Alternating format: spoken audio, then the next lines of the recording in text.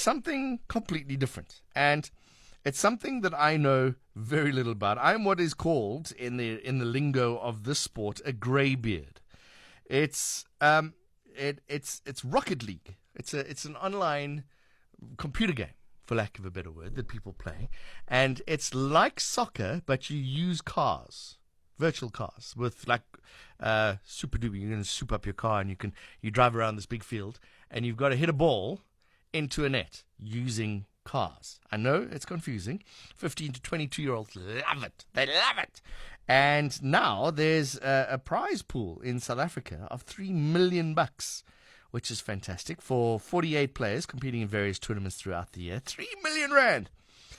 Overseas, there's a $6 million annual prize pool for the World Championships alone for driving virtual cars around a virtual soccer field, hitting a virtual ball into a virtual net. It sounds like something that I should be doing because I can do that while sitting on my couch at home. I don't know why I didn't do it when I was younger, but there is the sport, and we're going to talk to a pro gamer, Ryan Hogarth, about that. Ryan is known within the gaming fraternity as a greybeard. And he sort of introduced this. It's a non-violent sport, or non-violent game. So that's cool. A lot of the games, you got to shoot and kill other people virtually. But this is non-violent, easy to understand, free to play on all gaming platforms. It's engaging for players and spectators as well. So we will catch up with Ryan Hogarth, a greybeard, and find out a little bit more about Rocket League, but how it works in South Africa and what the state of virtual e-gaming is. So that's our show, plus all the best music on the planet. Let's do scores and results after this.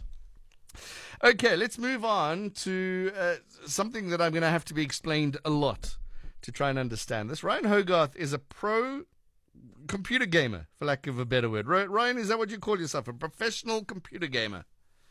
No, I'm by no means a professional gamer. I'm far too old for that.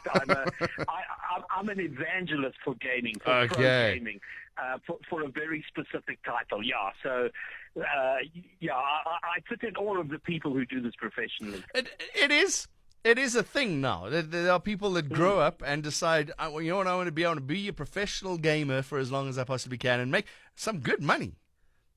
Well, it is unfortunately a young person's game. I mean, the dexterity of the thumbs on a controller and how quick they can move it around.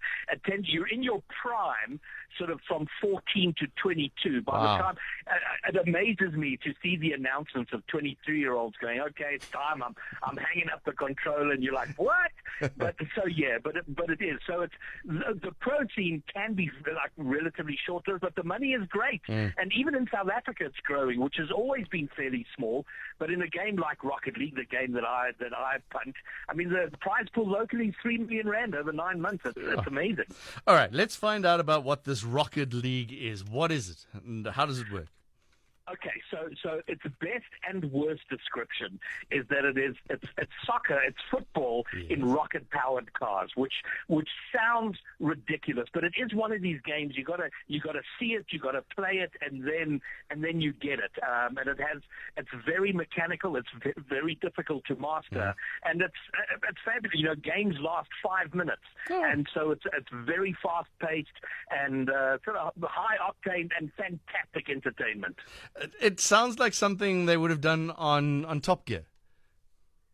Do you know what? And in fact, I would be surprised if they haven't, because I know a few. I've seen a few attempts of it in real life, and in real life, it's awful. It looks as ridiculous as it sounds, but in the framework of a video game, it's amazing to see. Okay, so you work as a team, I'm assuming, and you've got a car that's got rockets and things, and you've got to guide a ball into a net.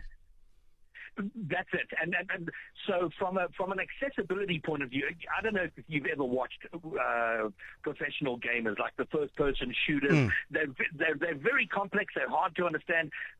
If you've ever watched a game of football, you understand. There's an orange team of 3 cars, a blue team of 3 cars, and each is trying to score in the other's net. So that's the simplicity at its base. But the game's been out for 7 years, and it's been remarkable to see how high-level players have improved the skill ceiling of the game and how quickly it's played, and that's just fascinating. Are there tactics on how to make your cars better? So the great thing about the game of Rocket League is that it's almost impossible to cheat. Right. So there's no hacks in the game, and it's not pay to win. Okay. So the mechanics of every car are the same. You have control.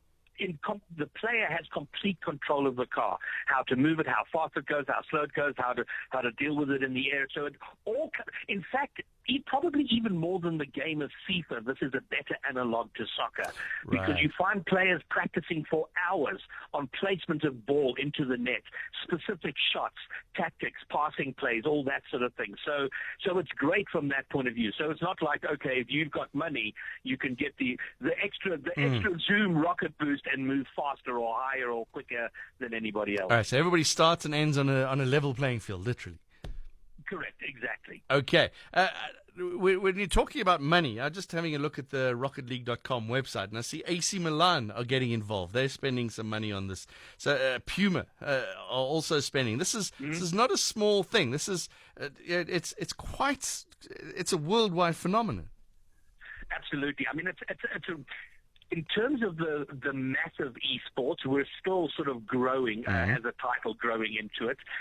The global prize pool is $6 million, so it's quite substantial.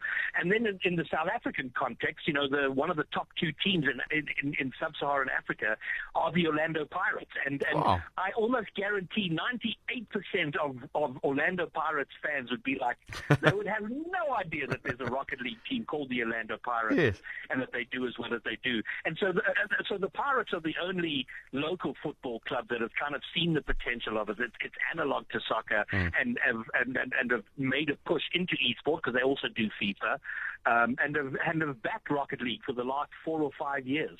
The actual club, Orlando Pirates Football Club. Yeah. The Orlando Pirates Football Club have a Rocket League team. That is such a good idea. As is AC Milan putting their logos on cars, all the football teams should do that. I've got to take a break. So don't go away, please, Ryan Hogarth. There's so much more we've got to talk about. First of all, I want to know what a greybeard is, but then we'll talk about a whole lot of other things. Stay close. There's no testimony without the test. Through powerful testimonial. Sport Trax on SAFM with John Kariga. John Kariga. Ndaba Singh is looking at me like, what's a greybeard, Ryan Hogarth? Well, so if you're a gamer, you have to have an in-game name, your in-game identity, and so within the world of esport, my in-game name is Greybeard, for the obvious reason that I have a greybeard. And Ndaba Singh's just put your picture up on the Twitters, so I thought that was what it was. Okay, let's more about Rocket League. The one thing that is important here, and it came out in this presser about the reason we're talking to you, is it's not violent. Unlike the other games where you're virtually shooting somebody, there's no guns and bombs in this thing. Absolutely. It's rated E for everybody, and that's been quite an important element of the game for the developers from the start. Easy to follow for spectators. So if you have a child, if you're a parent who has a kid that's gaming, Rocket League is a fantastic one. It's one you can understand, one you can get behind. Yeah, so the lack of violence is a massive asset to the title. Even like the fun cartoony ones still have guns.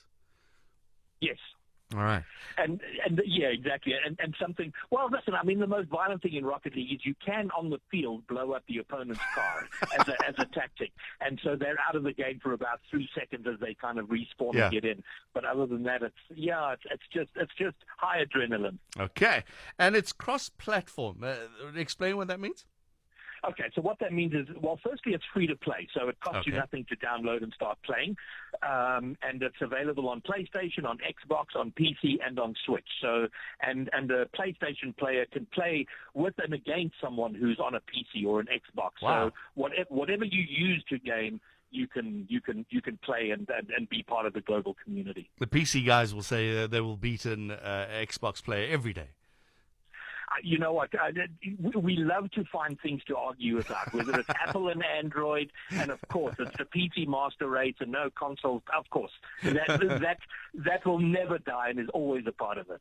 How much of a team sport is it? If the three are aside, do you have to work together as a team?